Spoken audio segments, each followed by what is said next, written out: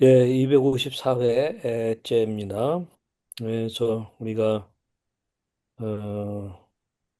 5년이 꽉 차게 이제 되고 있는 이제 6년째로 들어가는 우리 ABC 그 기도 가족에게 정체성을 지금 이제 만들어가고 있는 중이죠. 네. 예, 우리 사무엘상 22장 1, 2절 오늘도 이제 다윗에 대한 스토리를 우리가 시편에서 보면서 나누게 되는데 정말 다윗의 삶을 보면 우리에게 많은 것들을 시사점을 좀 주는 것 같아요. 그래서 우리가 좀 현대적으로 이런 것들을 잘 적용하면서 이렇게 아둘람 커뮤니티를 만들어가면 좋겠습니다.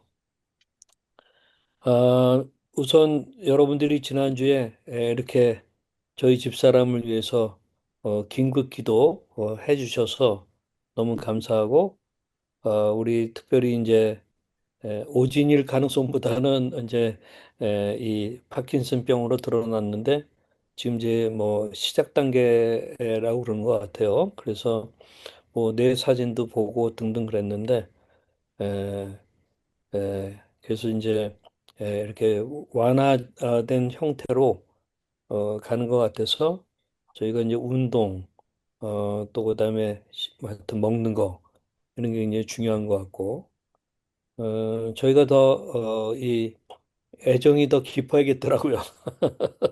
아, 이거 참, 힘들어요. 그래서 저희들이 잘 또 감당하면서 아둘람과 좋은 애 마음 잡고, 이제 섬길 수 있도록. 제가 이제 농담으로 저희 집 사람을, 이 미세스 파킨슨이라고 부르고, 저희 집 사람은 거기에 대한, 화답으로, 저를 미스터 캔서라고 이렇게 부릅니다. 예. 그래서 하여튼 그러면서 지금 이제 가고 있는데 여러분들 기도 너무 감사하고요. 지금 이제 아주 또 제가 좀 중요한 어, 재밌게 할 수 있는 그런 걸 좀 제안을 받았어요. 여기 보면은 왼쪽 위에 유스타 파운데이션이라고 미국에 있는 그 재단인데 거기에 있는 그 재단이 조울증 환우인 엔터테이너인데 박성균 씨라고 그 저기 음, MBC 가요제 89년도에 금상을 받았던 분인데 이분이 이제 아쉽게도 50대 초반에 자살한 건 아니고요. 심장병으로 돌아가셨어요. 근데 그 와이프가 이제 회계사인데 이 파운데이션을 이어받아 가지고 그 조울증, 뭐 이런 정신질환 이런 거에 대해서 알리고 하는 그러한 일들을 하면서 작년부터 5km, 5km면은 뭐, 한, 빠르면 40분, 한 1시간 안팎으로 걷는 그런 건데, Let's Walk Together, 워커톤이라는 얘기는 뭐 걷는 마라톤 그렇게 보시면 됩니다. 그래서 같이 그래서 저희도 같이 하자. 그래서 제가 이제 여기 아직 최종 결단은 못했지만 이제 뭐 지금 가능성을 타진하고 있는 중에 있습니다. 그 오른쪽 위에는 뉴욕에 있는 에사하 재단인데 에사하라고 하는 그 자매가 20대 초반에 자살을 했어요. 그래서 그 아버지가 이제 사업가인데 이런 재단을 만들었고 또 작년에 이제 제가 아마 이 에스사 재단에 줌으로 하는 그 특강을 좀 했었어요. 그래서 여기 또 단체들을 연결시키는 일들을 하게 됐는데 우리 보러 같이 이번 자살 예방의 날이 9월 12일인데 여기서는 8월 29일 날 토요일 날 5km 워커톤 한 날 렛츠 워크 투게더 해서 지금 하나는 LA에서 하나는 뉴욕에서 근데 이제 지금 우리는 의왕시에서 할까 그렇게 생각한 백운호수가 너무 좋아가지고요. 그래서 여기 그 밑에 보면 No one walks alone 이 말 참 좋더라고요. 아무도 혼자 걷지 않는다. 그리고 요 티셔츠 뒤에 하는 게 우리가 잘 알고 있는 유아나 덜런, 어? 당신은 혼자가 아닙니다. 뭐 그거랑 또 No One Walks Alone, 다 같은 그런 메시지인 것 같아요. 그래서 지금 저희는 9월 5일 날 그 아침에 거기 백운호수에서 할까 그렇게 생각하는데, 제가 여기 영상물 하나 잠깐만 아주 짧은 몇 초짜리입니다. 그걸 하나 좀 보여드리도록 하겠습니다. 보이시나요? 네, 보이시죠? 네, 네, 보입니다. 네. 아주 짧은 건데 한번 보시죠. I am walking from my husband. I am walking for my friend, Joseph. I am walking for my community. No one walks alone. Join us. 아주 뭐 간단한 그런 영상입니다. 몇 초짜리. I am walking for my husband. I am walking for my friend, Joseph. I am walking for my community. No one walks alone. Join us. 예, 요런 그것을 지금 LA하고 이제 뉴욕에서 하게 되는데, 그것을 저희가 지금 같이 그런 제안이 와서 지금 진지하게 검토하고 있는 중에 있습니다.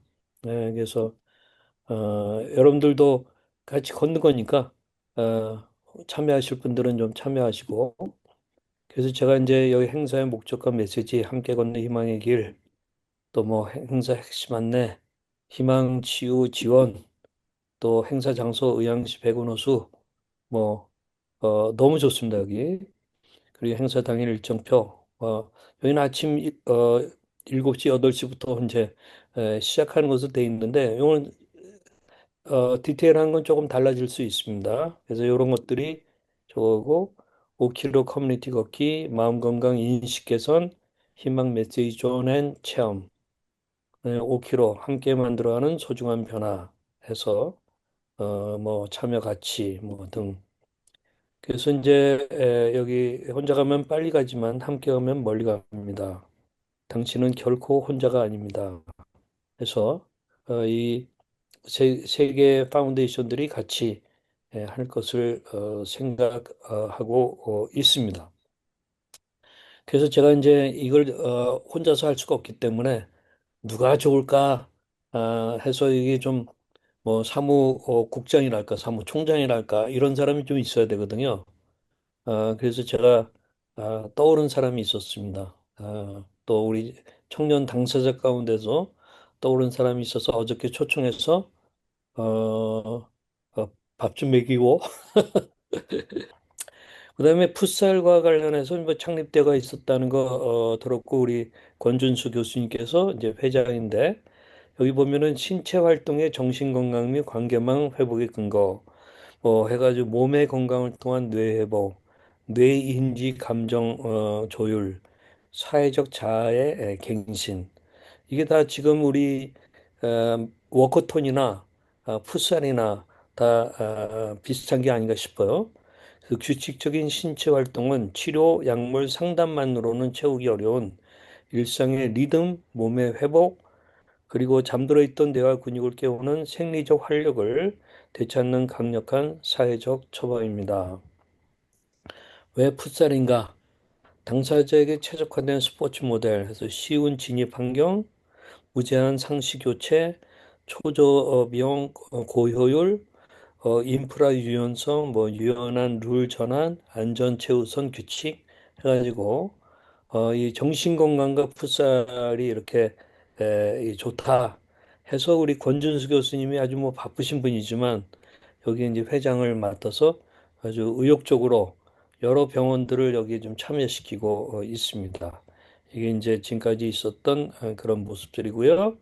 그다음에 이제 해외에서 성공 모델이 일본 경우고, 이 작년에 국제대회가 있었어, 아시아 대회가. 우리나라도 이제 그 당당 FC 거기가 참여했는데 일본이 1등을 했습니다.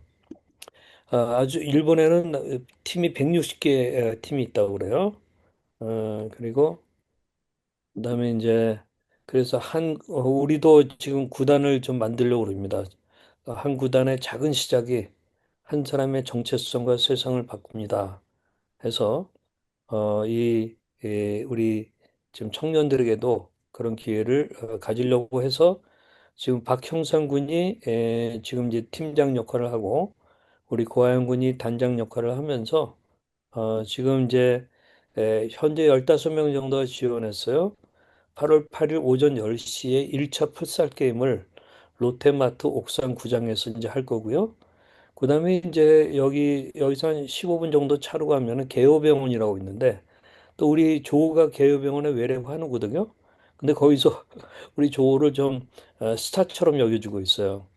그래서 뭐 강의도 하라고 그러고 막 이제 그렇게 해서 하고 있는데 개요병원 원장과 권준수 교수님이 소통하면서 이 일차적으로 제가 안호영 센터장이라고 하는 분하고 이제 소통을 했고 내일 오후에 좀 더 길게 대화를 하게 될 텐데 그래서 지금 개요병원과 조은의 마음약국이 함께 콜라보하는 형태의 그걸 만들까 이제 지금 모색하고 있는 중에 있습니다. 그래서 그렇게 되면 조금 좀 여기 들어갈 재정적인 부분들을 개요병원에서 좀 감당해 주도록 여기 뭐 우선 구장 빌리는데 한 2시간에 한 10만 원 들어가는 게 있고요. 그다음에 끝나고 나면은 이밥 사주는 그런 거가 있는데 이 우리 하게 될 친구들은 최소한 한 번에 10,000원 정도는 내야죠. 그러면 한 2, 3만 정 플러스 2, 3만 원 정도의 효과가 본인들에게 이제 돌아가게 되는데 그런 재정적인 것보다도 이들이 훨씬 더 건강하게 할 수 있는 그런 일들이 일어날 거라고 봅니다. 예, 그래서 이제 개호병원하고 이렇게 소통을 하는 게 이제 준비되어 있고요. 자, 이제 우리 이 찬양 시간을 갖도록 하겠습니다. 우리 에, 백중훈 전도사님이 인도하셔서 찬양하는 시간을 갖겠습니다. 귀한 찬양 너무나도 감사드리고요. 이제 우리 공동체 고백 한번 같이 한번 하도록 하겠습니다. 우선 존재, 우리는 하나님의 존귀한 자녀입니다. 약함, 상처가 치유의 통로가 되는 울타리입니다. 공동체, 진리 위에서 약자들을 사랑으로 품는 정품교회를 지향합니다. 안식, 무거운 짐을 내려놓고 성령의 안식에 머뭅니다. 사명, 연결을 통해 생명을 낳는 위로자가 됩니다. 이렇게 해서 우리가 목표하는 바 나다움을 우리 당사자들이든지 가족이든지 저도 이제 70대지만 70대의 나다움이 이루어지는 그런 것들을 발견합니다. 그러면서 나다움도 또 열리는 그런 걸 느끼니까요. 우리 당사자들, 가족들 다 이런 일들을 경험할 수 있기를 원합니다. 저 이제 설교 시간인데 저 이제 오늘 왜 일이 오래 걸리나요? 라는 그런 이 주제로 설교를 하겠는데 어, 글쎄, 이거 뭐, 제가 우리 그 두 아들의 사진을 저렇게 액자에다 놓고, 하나님 도대체 언제까지인가요? 왜 일이 오래 걸리나요? 아시는 것처럼 큰아이는 이제 32년 차, 작은아이는 22년 차.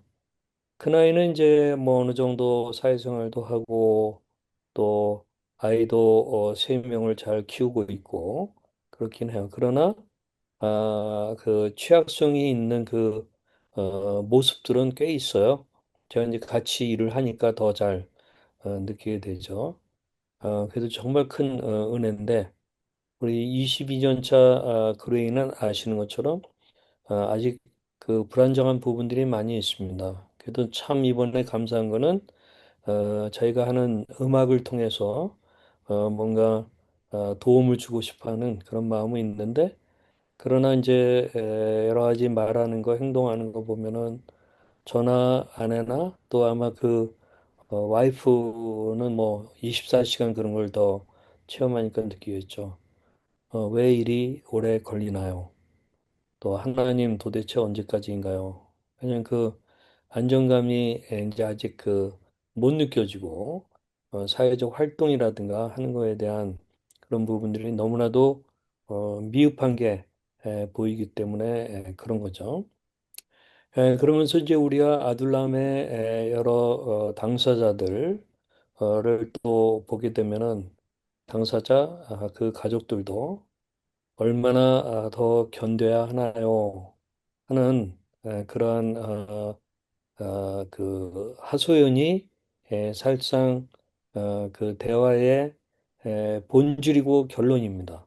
어, 보게 되면은 그래서 아주 정말 힘든 그런 것들을 많이 저희가 피부로 더 느끼게 되고요.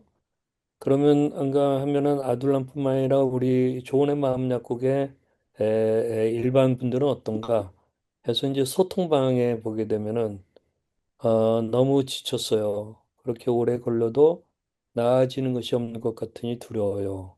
하는 그런 얘기들이 소통방에서 상당히 많이 오고 가는 그런 것들을 보면서 한편으로는 참 정말 힘들구나 하는 그런 것들을 많이 발견합니다.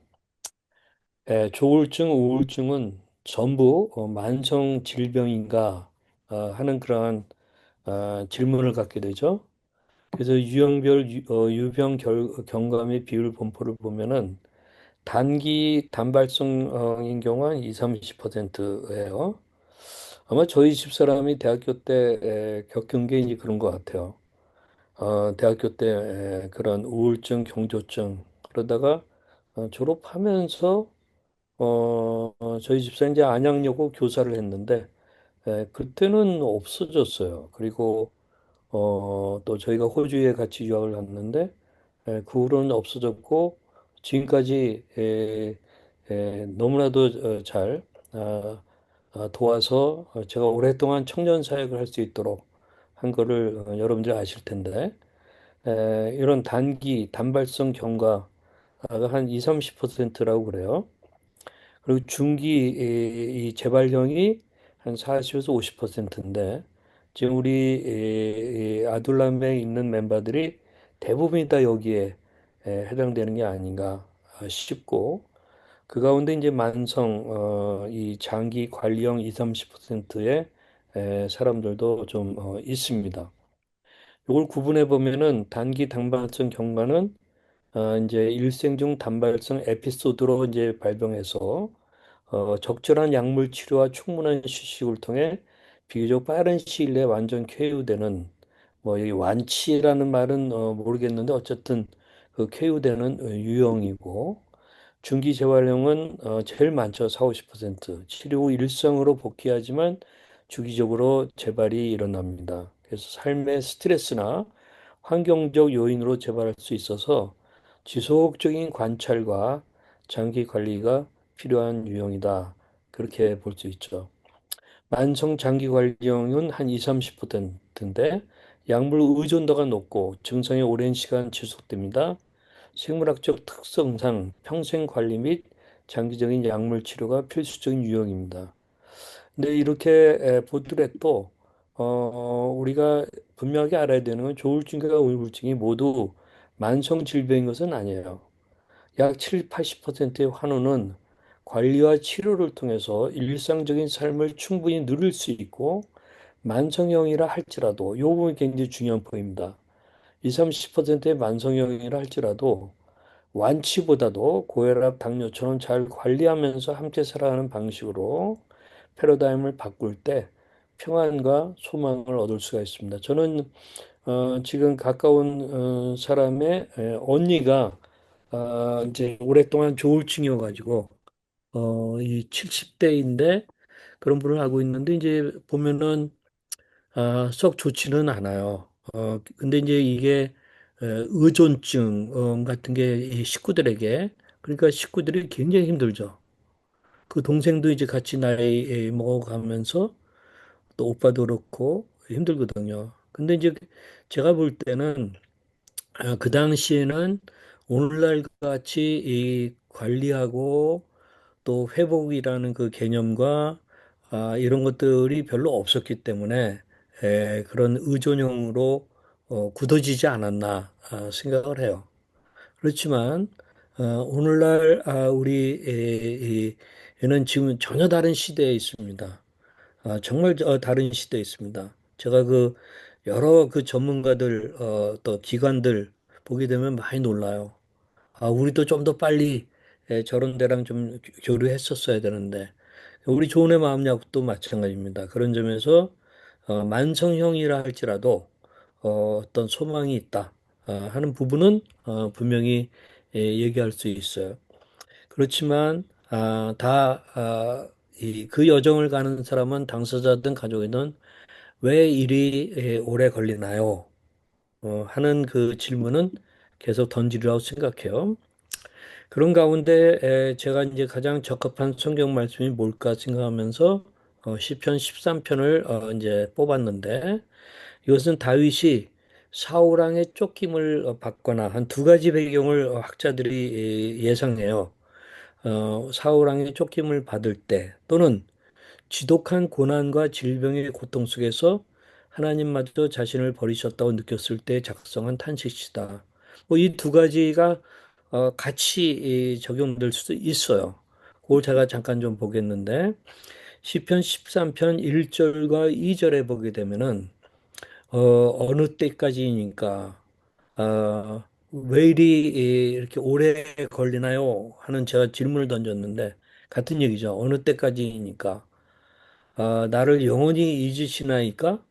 주의 얼굴을 나에게서 어느 때까지 숨기시겠나이까?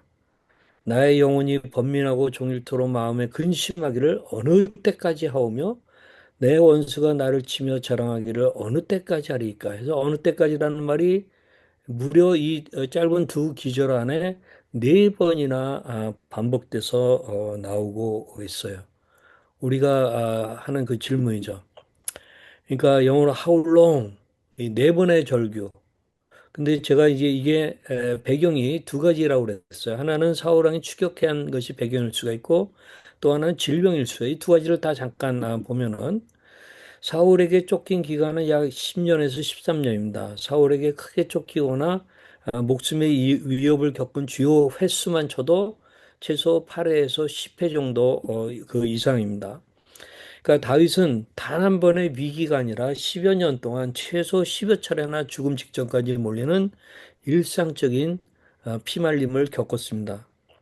10편 13편에 네 번 연속되는 어느 때까지니까 how long 이라는 것은 멈추지 않고 계속되는 재발과 위기 속에서 나온 진액 같은 그러한 탄식인 것이죠.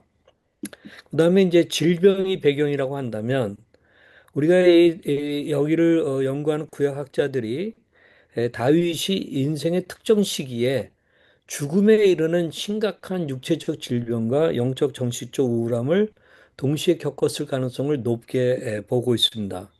무슨 질병이었을까? 그가 말하는 여러 가지 성경적 묘사로 본 병세를 보게 되면은 시편 6편 같은 데 신체적 증상들을 볼 때 다음과 같이 추정합니다.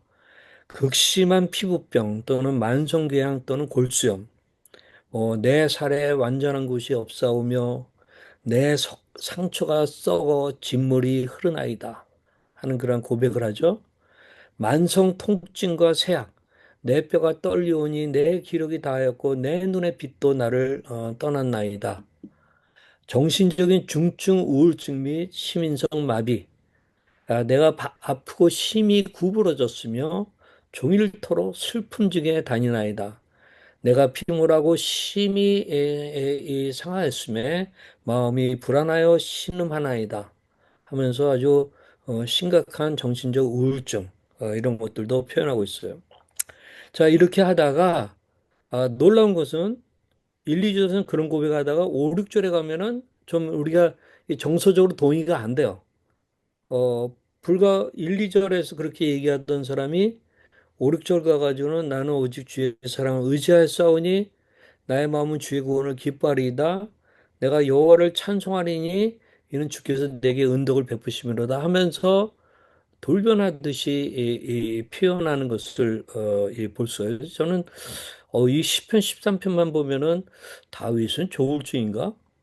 깊은 우울증의 나락에 빠졌다가 그냥 그거 조금 회복된 것 좀 얘기하면 되는데 아주 극조의 모습인가?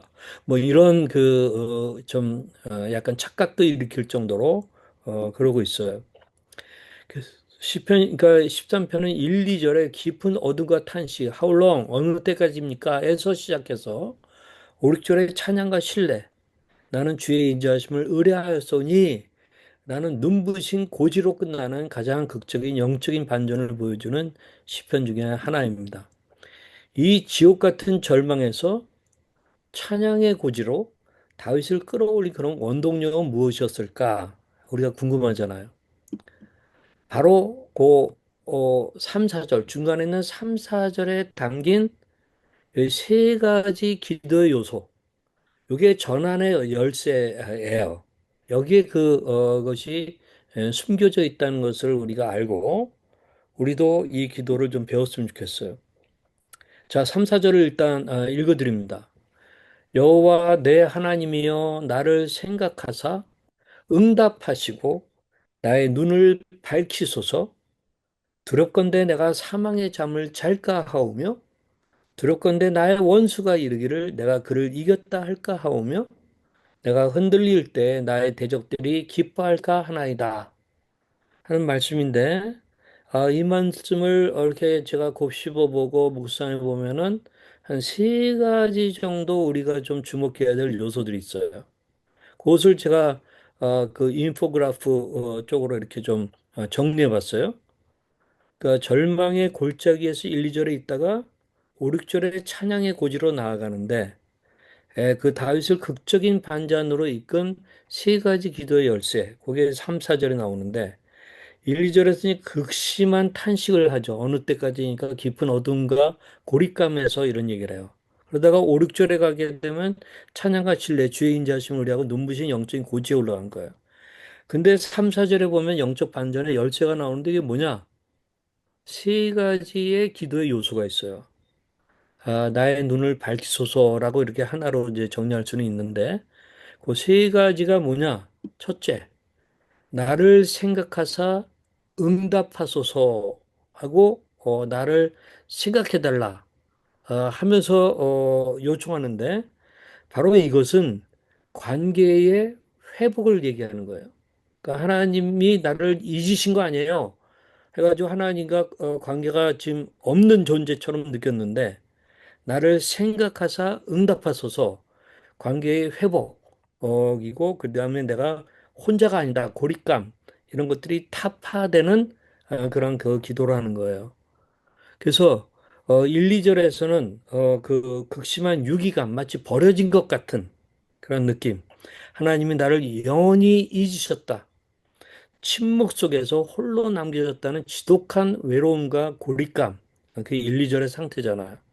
근데 반전이 어떻게 나오냐면 여기 나를 생각하소서 할 때 이 히브리어로 하비타 나를 유심히 보소서.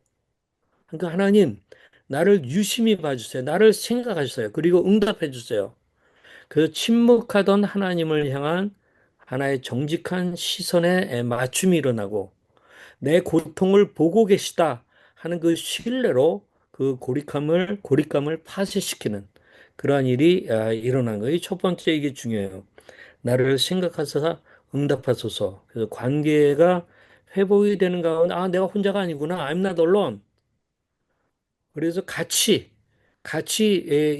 해주는 그런 존재가 계시구나. 그것도 하나님이 그런 어떤 고립감을 타파하는 그런 것들이 필요했다 하는 얘기고 두 번째로는 내 눈을 밝히소서 하면서 자기의 그 시야가 밝아져서 전환되는 그러면서 전환돼서 뭘 보냐? 내가 지금은 죽음을 느끼지만 생명이 공급되는 것을 보고 느끼는 거예요.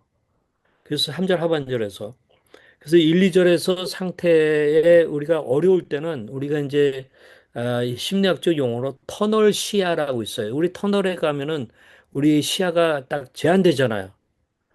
이렇게 그런 터널 비전, 그런 쪽으로 가요.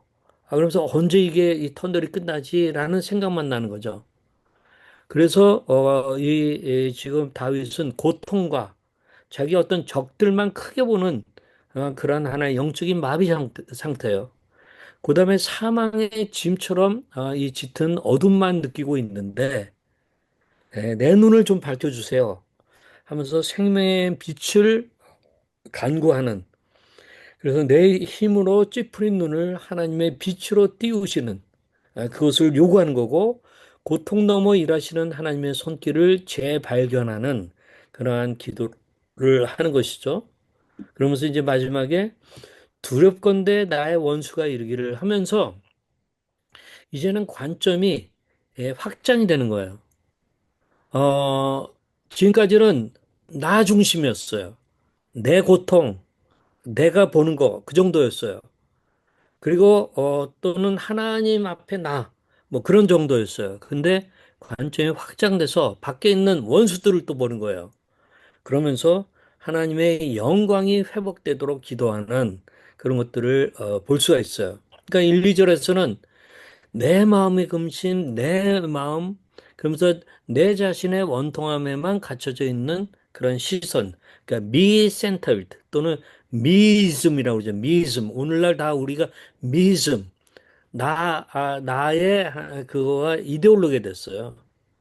그러니까 우리 그럴 때 많잖아요. 어, 누가 막 힘든 얘기 하지만 듣는 척 하지만 나는 내 마음속에 있는 그런 문제에 매몰되어 있어요. 그 사람이 나한테 어려운 얘기하지만 들리지도 않아요. 듣는 척은 할 수 있어요. 또는 이게 거꾸로일 수도 있죠.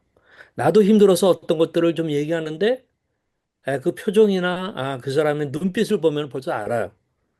이 사람 듣지 않는구나. 자기 문제에만 관심 있는 거예요.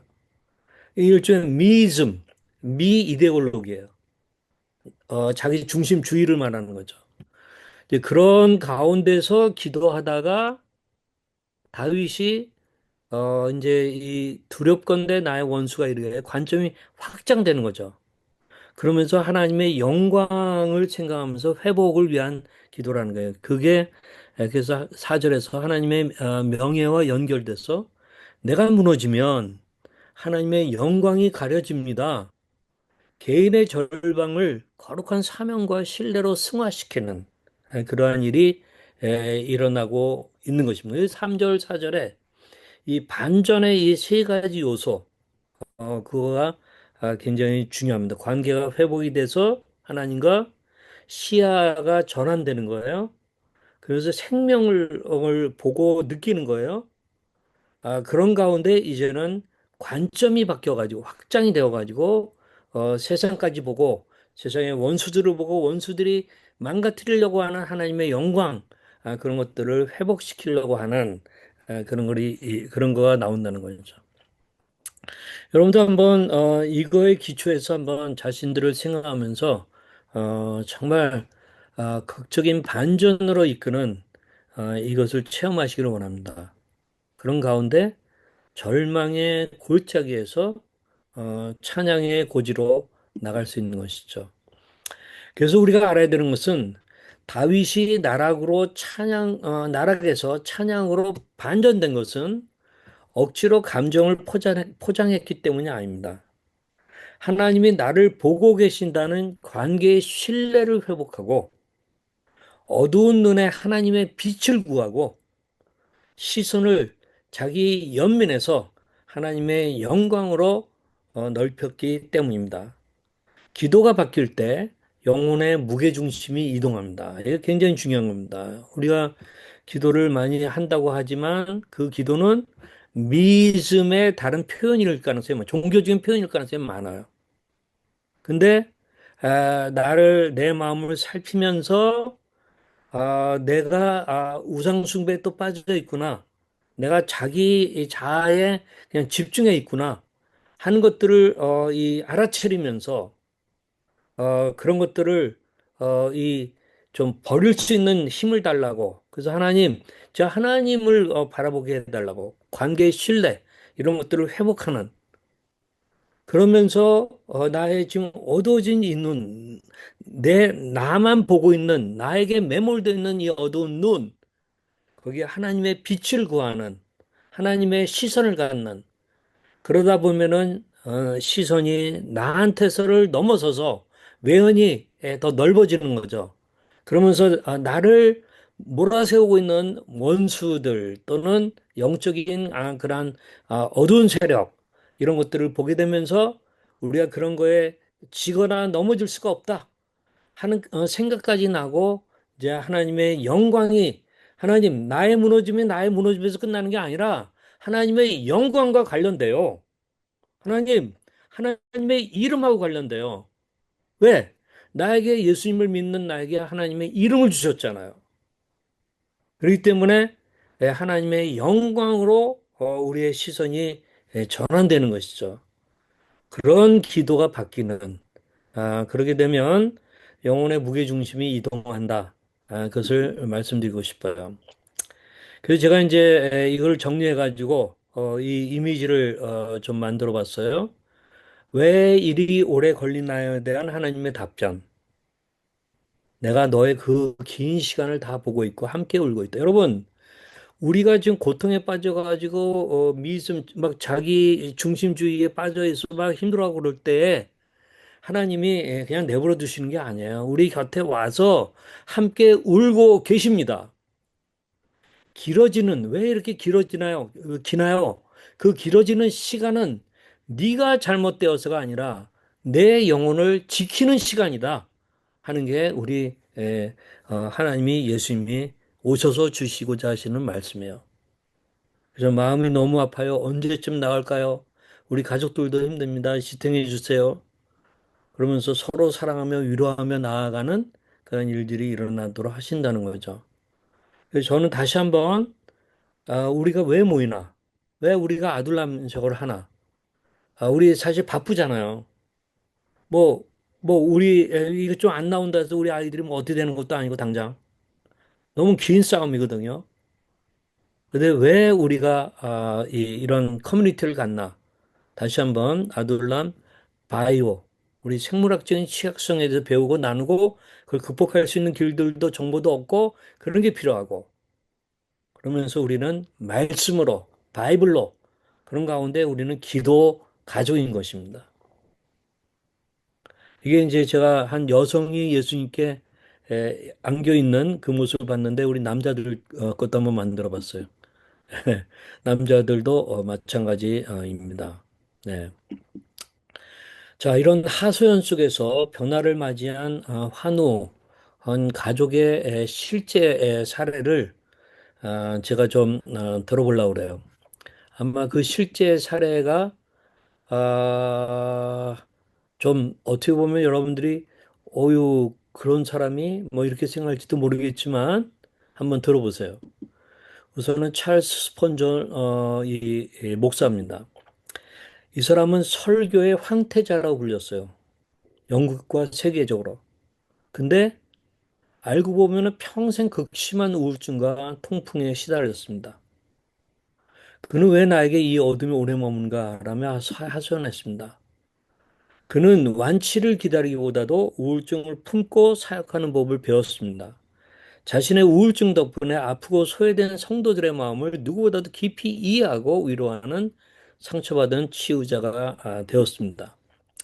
예, 제가 오늘날 의학적 기준과 비교한 스펄전의 우울증에 대해서 잠깐 얘기할게요. 오늘날 정신의학적 기준 DSM-5로 보면은 스펄전 목사님이 겪은 병은 주요 우울 장애라고 얘기할 수 있어요. 그리고 신체 질환으로 인한 기분 장애가 복합적으로 작용했던 전형적인 중증 우울증이었다. 그렇게 얘기할 수 있어요. 그래서 생물학적 신체적 원인은 뭐냐면 이 통풍과 이 브라이트병이라는 게 있어요. 그러니까 스폴저는 30대 중반부터 극심한 통풍과 이 만성 콩팥병, 브라이트병을 앓았습니다.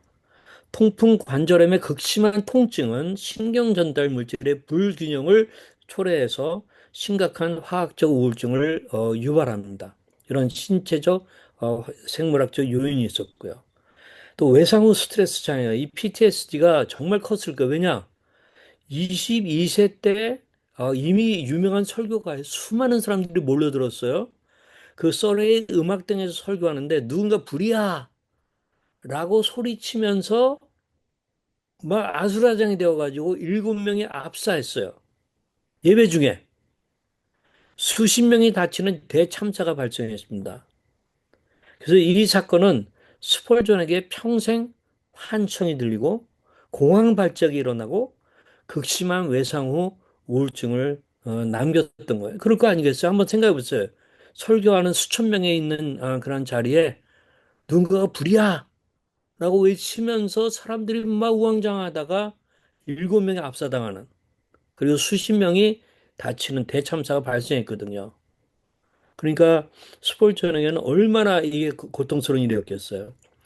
그러면서 이 사파적인 양상, 이게 사파처럼 끼어드는 에피소딕 네이처 그런 거 있었어요. 우울증은 365일 내내 완전히 마비되는 상태만 의미하지 않습니다. 스폴전의 우울증은 몇 주에서 몇 달간 극심한 어둠이 찾아왔다가 상태가 조금 호전되면 폭발적인 에너지를 내는 또는 사파적인 양상도 있었다는 것입니다.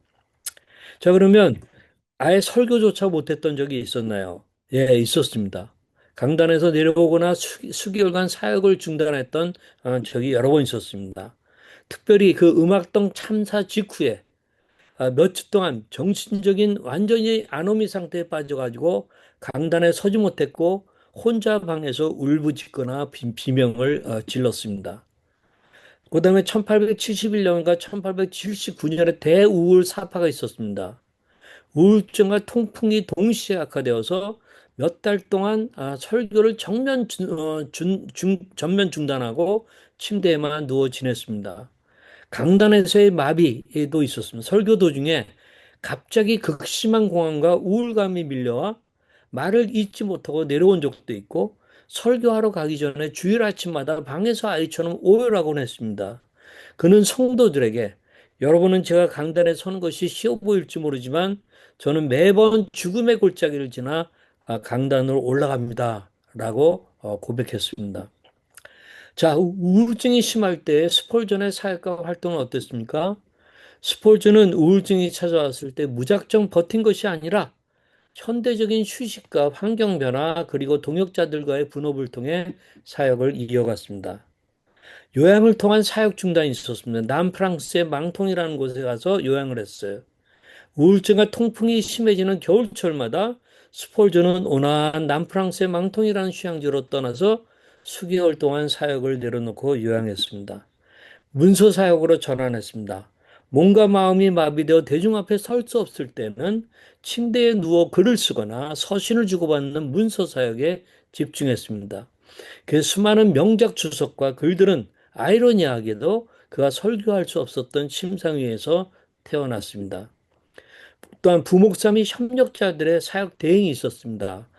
이 메트로폴리탄의 태버너클 교회에는 훌륭한 동역자들이 있었기에 스폴전이 장기 휴양을 떠나거나 쓰러져 있을 때도 교회의 목회와 또한 고아원의 운영 같은 것들이 차질 없이 돌아갈 수 있었습니다.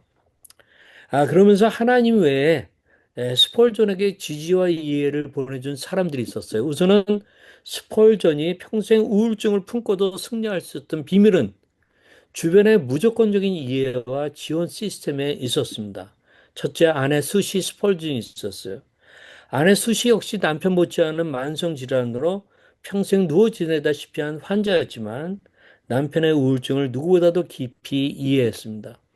남편이 우울증으로 방에서 울고 있을 때 결코 믿음으로 이겨내라고 훈계하지 않고 곁에서 조용히 손을 잡아주었습니다.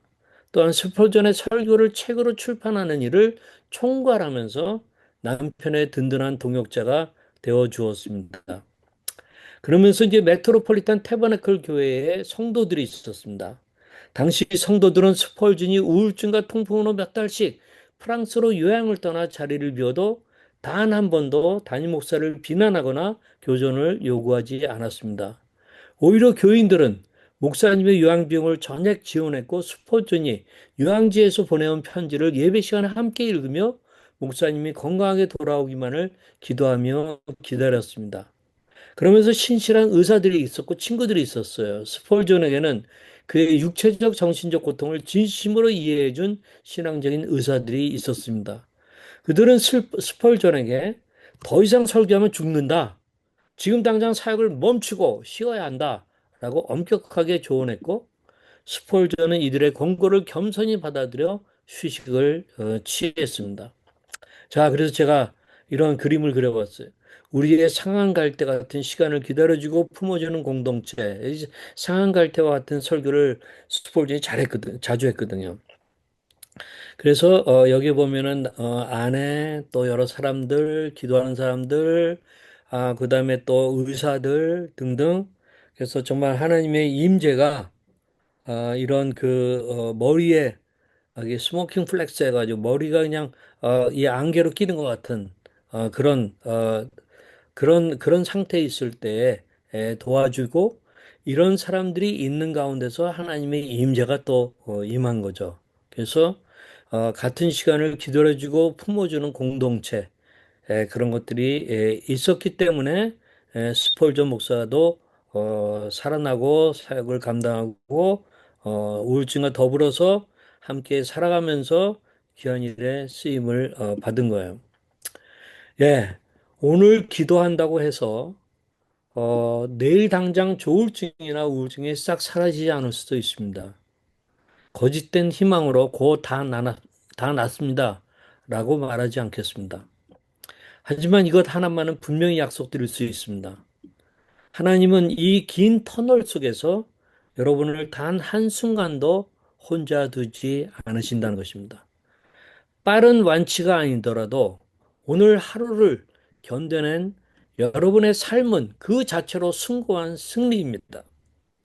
완치되지 않아도 우리는 오늘 하나님 안에서 의미 있고 아름다운 삶을 살아낼 수 있습니다. 그래서 여러분들에게 거대한 뭐보다도 마이크로 리추얼식의 작은 결단을 좀 하시도록 말씀드리고 싶어요. 거창한 결단이 아닌 오늘 당장 실천할 수 있는 아주 작은 행동을 촉구합니다. 첫째, 하루 한 줄 탄식과 감사 쓰기입니다. 하나님께 오늘 너무 힘듭니다. 라고 솔직하게 투정 한 줄을 쓰고 그래도 오늘 숨 쉴 수 있게 해서 감사합니다라고 한 줄 쓰요. 우리의 감사 일기도 굉장히 중요하죠. 근데 감사 일기가 탄식 한 줄이 있고 쓰면 더 좋아요.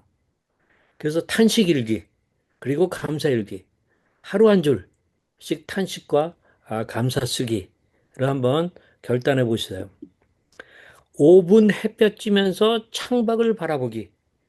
예, 하나님의 창조 세계를 느끼면서 내 마음의 어둠 속에 아주 작은 빛 한 조각을 받아들이기 하는 5분 햇볕 쬐기.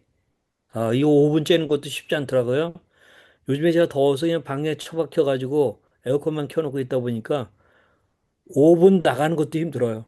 근데 제가 이런 얘기를 하면서 5분 햇볕 쬐고 나도 나가야겠다. 그렇게 이제 결단해 보는 거죠. 세 번째, 나를 향한 한 가지 따뜻한 말 해주기. 약을 먹을 때나 뱉어낸 저녁에 스스로에게 그래, 오늘도 잘 견뎌냈어. 고마워라고 말해주기. 이런 것들을 마이크로 리추얼 식으로 여러분들이 해보기를 바랍니다. 이사야서 42장 3절 말씀을 드립니다. 상한 갈대를 꺾지 아니하며 꺼져가는 등불을 끄지 아니하고 진실로 정의를 시행할 것이며 하는 하나님의 말씀입니다. 시편 103편의 말씀을 드립니다. 아버지가 자식을 긍휼히 여긴 같이 여호와께서는 자기를 경외하는 자를 긍휼히 여기시나니 이는 그가 우리의 체질을 아시며 우리가 단지 먼지뿐임을 기억하심이로다. 갈라디아서 6장 9절에 우리가 선을 행하되 낙심하지 말지니 포기하지 아니하면 때가 이름에 거두리라 하는 그런 말씀입니다. 우리 같이 이제 기도하도록 하겠습니다. 한마음 목소리로 기도하시겠습니다. 우리 한 1, 2분 정도 같이 조용하게 기도하시겠습니다. 기도합니다.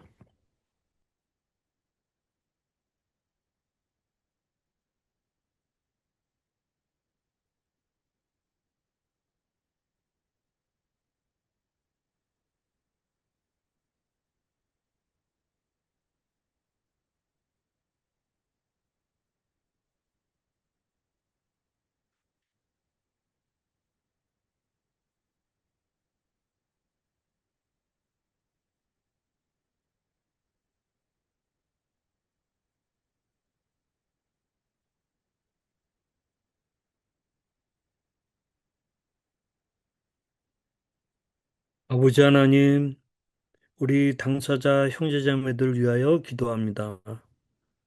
끝없는 터널 같은 통증과 어둠 속에서도 하나님께서 지금 우리 귀한 형제자매들을 유심히 보고 계신 것을 신뢰할 수 있도록 도와주시기를 기도합니다. 조급한 완치에 집착하여서 자책하기보다 오늘 하루를 견뎌낼 그런 삶 자체가 숭고한 승리인 것을 깨닫게 하여 주옵소서. 자신들의 어두운 눈에 생명의 빛을 비추어 주셔서 절망 넘어서 그 자신을 붙드시는 주님의 손길을 보게 하여 주시옵소서. 아버지 하나님, 우리 가족들을 격려해 주시고 함께 해 주시기를 기도합니다. 주님, 오랜 간병과 긴 기다림으로 지친 가족들의 마음에 스폴전 목사님의 그 아내와 교인들 같은 성령의 인내와 사랑을 부어 주시옵소서. 왜 아직도 못 이겨내냐는 조급한 비난이나 훈계를 내려놓고 환우의 아픈 하소연을 조용히 품어주면서 곁을 지키는 상한 갈대를 꺾지 않는 우리의 아들남 공동체가 되게 하여 주시옵소서. 예수 그리스도의 이름으로 기도하였습니다. 아멘.